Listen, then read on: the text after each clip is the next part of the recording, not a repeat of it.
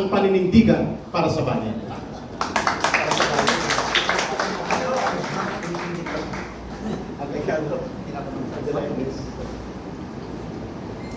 Magandang umaga po sa inyong lahat. Good morning, Kado!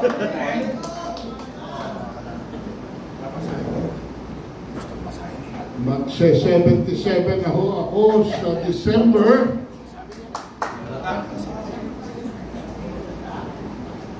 Pero hindi tayo katulad ng ating leader ng bayan na hanggang ngayon ay hindi pa po naglulunsad ng kanyang administrasyon. Failure to launch.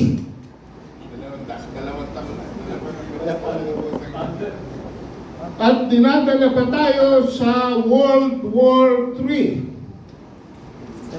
Explain ko sa inyo ang World War III.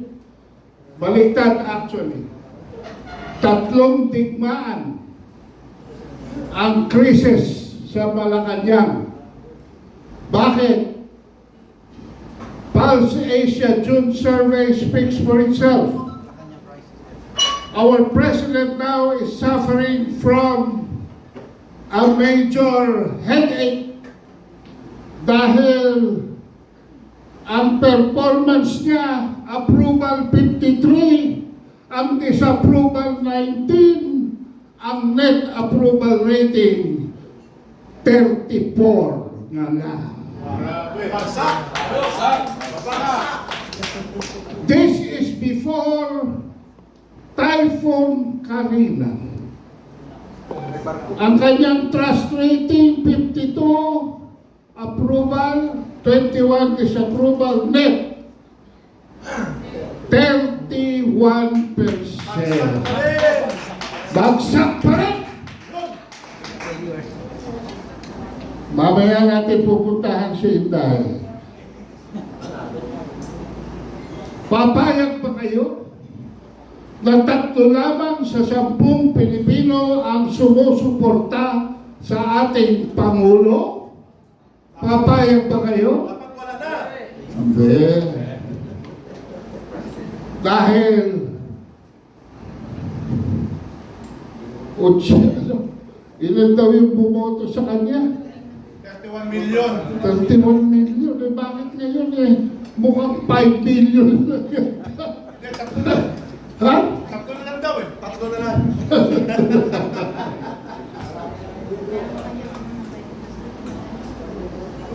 Katatapos lang po ng State of the Nation address ng ating Pangulo. Pero para sa atin, ito ho ang tunay na State of the Nation. Our most urgent national concerns na sinimula na kanina i-describe ni Camentong Laurel. Pakita natin ang slide. Ayan. So, next slide. Ito ang unang digmaan, mga kabansa, na nangyayari sa ating bayan ngayon. Ang digmaan na pangkabuhayan sa loob ng ating mga pamilya, sa loob ng ating mga tahanan. Hindi ko na iisa-isahin. Pero ang pinakamataas po ay ang pagkontrola ng mga presyo ng binihing pang-araw-araw. Ang pangalawang digmaan ay ang kaayusan sa ating lipunan. Next slide, please. Social order. Ayan. Fighting graft and corruption ang pinakamataas. At ito'y nakakapangamba dahil mukhang ang bloodstains ng corruption ay nakakaabot sa JP Laurel. Ano ba ang nandun sa JP Laurel na dating tinatawag na Abilis? kung hindi ang palasyo ng Malacanang. May kasabihan ng mga Turko, pagka pinapasok mo ang payaso sa palasyo, ang payaso ay hindi nagiging hari, ang palasyo ay nagiging isang sirkus. Yan. Kanina sinabi ni Camilton na ang prioridad ng ating Pangulo ay nandito sa pangatlong digmaan, kung saan 5% lamang ng ating mga kababayan ang nagsisimpatya. At dito sa priority ng ating legislatura to amend the Constitution, 1%.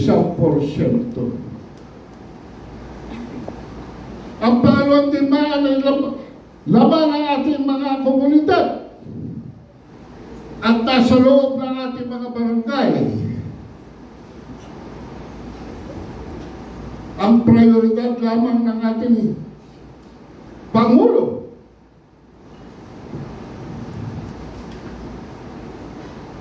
ay nandiyan sa 5%. Sa magulong isip lamang ng mga bangag at sa bangag na utak lamang ng ating liderato. Subalit ano ang epekto nito sa ating sambayanan? Sa buong bansa, matinding pagkalito, malalim na kaguluhan na nagbabadya ng malawakang kamatayan.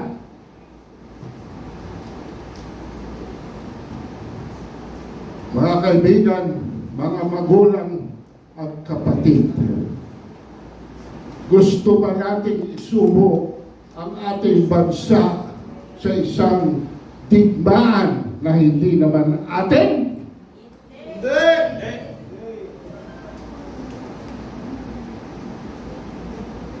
Alam nyo, bilib ako sa mga Amerikano. Bakit?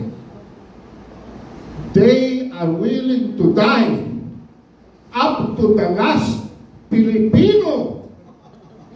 They are willing to die up to the last Ukrainian. They are willing to die up to the last Palestinian.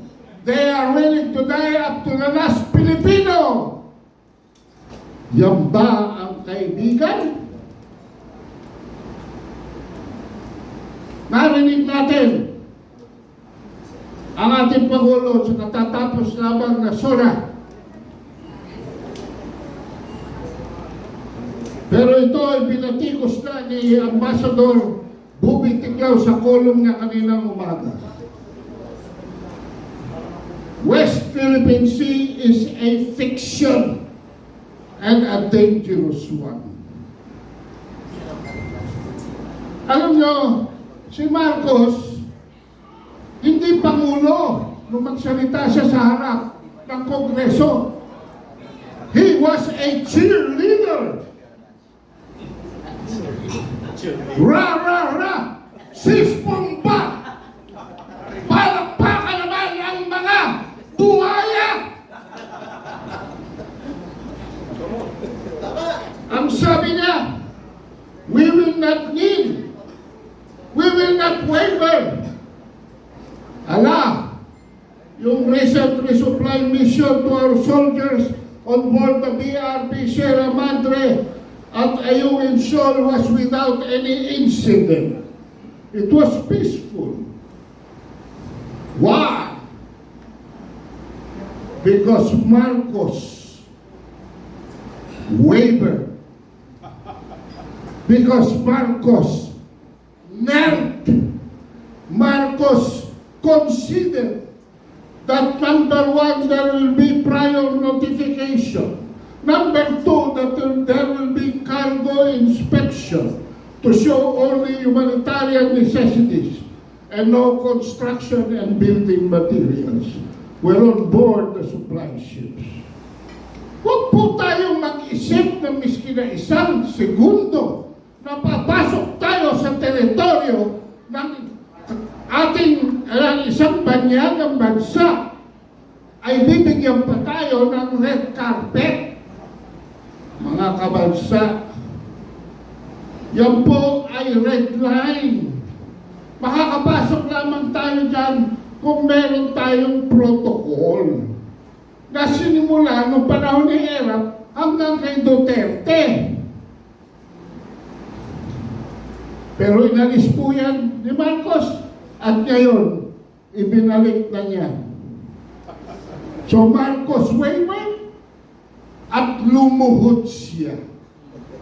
Dahil kung hindi siya luluhod, pag-aalsa ang Armed Forces of the Philippines dahil ang mga marinong naka-assign sa BRP Sierra Madre ay mamamatay sa gutom. Huwag tayong magbiruan pagdating sa foreign relations. Hindi na yan abot ng payola ni Tambaloslos. Hindi na yan abot ng ayuda ng First Lady.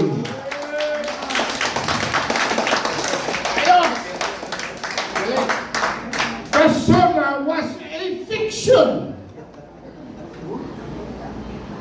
The matatag curriculum and systematic overhaul of our public school system under former Secretary of Education Sara Duterte is the only accomplishment of the Marcos administration for 2 years. Mabuhay si Sara! Tama! The President himself confirmed that because the Vice President's historic landmark for the longest portion of his SONA. I-review niyo yung SONA. Pinakamahaba yung tungkol sa ating mga guro at sistemang edukasyonal. Kaya ang acronym ngayon ng SONA, State of No Achievement. So, the Pogo ban is a fiction. Isang araw lamang, kinabukasan, all Pogos will be banned by year end. Ano ang nangyari? Nag-announce na his wife's stool video, si Altenco Pagcor Chairman, was already announcing 12 exemptions. It seems magkakaroon lamang ng pagpapalit sa pangalan. Pogo to internet gaming licenses para magkaroon ng isa na namang round ng kotongan. Wow! The 5,500 flight control projects are a fiction. Pinatunayan niya ng Typhoon Karina.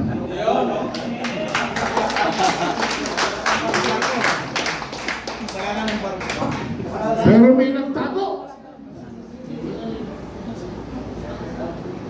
The chairman of NDRRMC is not Bongbong Marcos.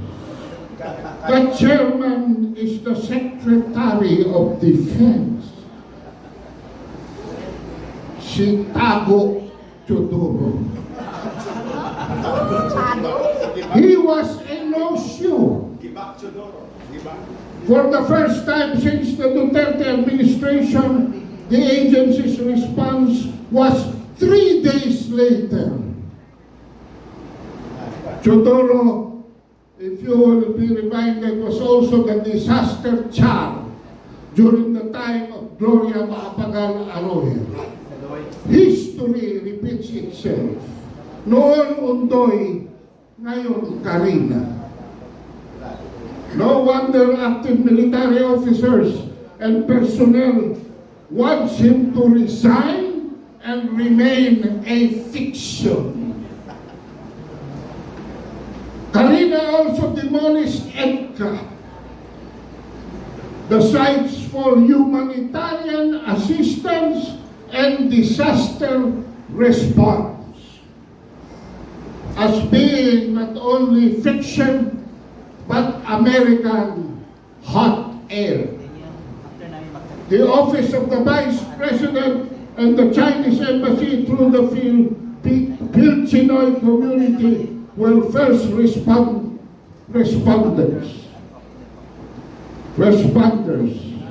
No American soldiers and equipment on site.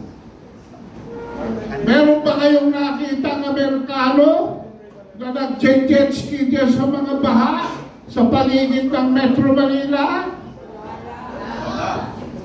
Intermission. Parating yung ano. Parating na yung mga nagmarcha. Okay. Briefly lang.